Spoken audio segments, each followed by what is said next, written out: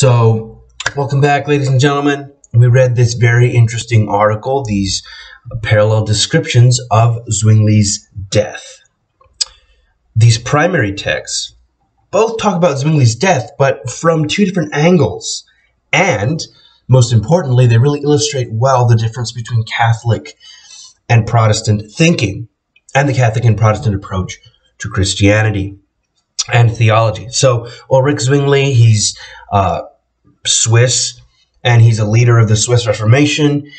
He's born January 1484, and he dies an untimely death, an unfortunate death, really, in 1531, and he dies on the battlefield. Now, Zwingli, during his lifetime, is a very scholarly man. He's also a priest of the people, if you will. He's a spiritual leader, and he's very influenced by the writings of Erasmus. And if you recall, Erasmus pokes fun at this idea that, this very Catholic idea that you need icons to worship God, or that this piece of wood is somehow sacred because a saint touched it. Or Catholics also like this idea of talking to God indirectly by going through the Holy Mother Mary, or perhaps talking to an abundant amount of saints, and in that way getting God's attention. And so again, Zwingli's influenced by this. So the Catholic and Protestant debate, rages into warfare. So here's a quote from Erie. For Zwingli and his followers, the sacred and secular were of one piece. Waging war on the idols required waging war on sin and the seven vices, and taking on the devil himself. So Protestantism is consumed with this idea that the internal man is saved by grace and by faith alone. It's God's free gift. The man does nothing to save himself. Now, at the same time, using this thinking, if something were to challenge that, or if the Catholics were to come along and say, you're a heretic because you don't feel like you need icons, or you reject the saints, then to the Protestants, this is inherently a challenge to to salvation itself and how man receives it. It's a direct challenge to God. And so again, for the Protestants, for Zwingli to go to war, this is more than just a fight between, say, two religious factions. This is a holy war. This is a fight for how man receives salvation. This is a fight against the heretics. So, again, here's another quote from Erie, which points out how Protestantism kind of influences Zwingli's participation in war. So in Zurich, before I go into this quote, at the time, most of Switzerland had accepted Protestantism as its, modus operandi, as the way they were going to worship, except for a few cantons or a few states in the south.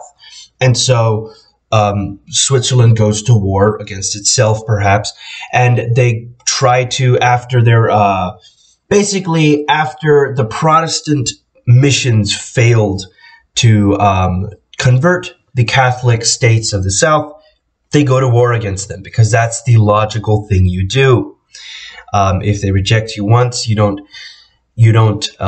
as I believe Jesus pointed out to his disciples, you don't shake the dust out of your sandals on the city.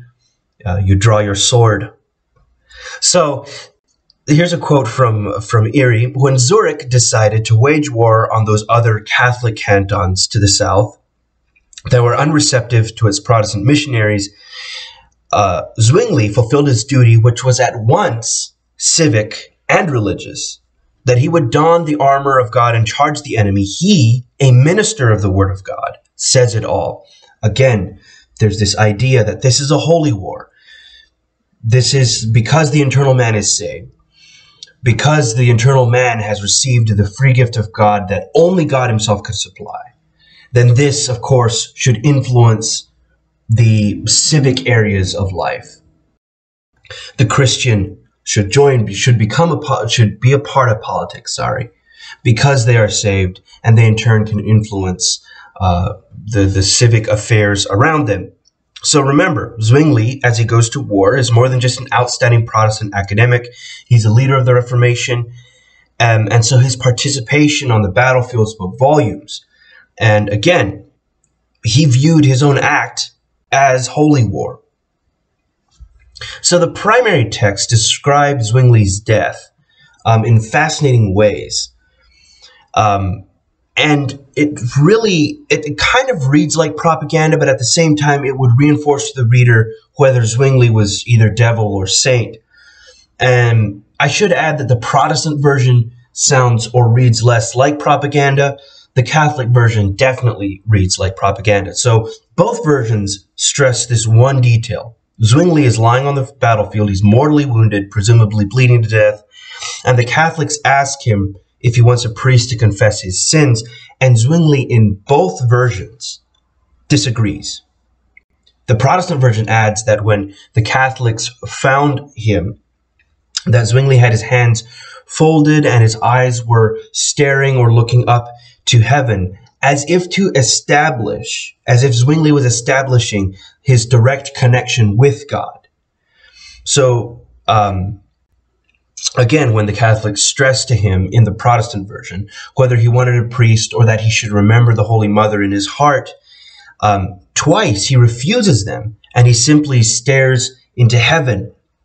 So Zwingli is faithful to death, but his faithfulness is represented well by this fact that he bypassed any Catholic method of going through a priest or praying to the Holy Mother, which means that in true Protestant fashion, he relied completely on the free gift of grace and his direct connection to God for his assurance of salvation while in death. So Erie adds this interesting detail in what is surely one of the most extreme ironies in all the world. Zwingli's enemies burned his corpse and scattered his ashes to deprive the Zurichers of their martyrs' relics. So I find this detail hilarious because how would you explain Zwingli's death? How would you explain Protestant theology and the Catholic reaction in its context to, say, a 5-year-old or to a person who's born in another or a non-religious or from a non-religious background? So how would you describe the difference of theological thinking here? How would you describe that two factions of Christians who worship the same God and who prayed to the same man named Jesus, whose whole mission on life was one of peace and sanity, yet now these two factions turn on each other because of nuances in their theological approaches that drives both Catholics and Protestants to kill each other? The Catholic side says that icons are necessary for venerating one true God, and the Catholics and the Protestants hate the Catholics because the Protestants believe that they have a shortcut to God himself. They don't need the saints. They have the free gift of God, the free gift of salvation from God. So the Catholics burn Zwingli to ashes and scatter them because they're afraid that Protestant iconoclasts are going to make exceptions and allow perhaps a few icons, maybe a shard of bone from Zwingli's body. And what's ironic is that the whole battle was about icons, fundamentally. It was about the iconoclasts versus the icon lovers. And they both hated each other enough to shed each other's blood. And that's what is so fascinating about these two articles here.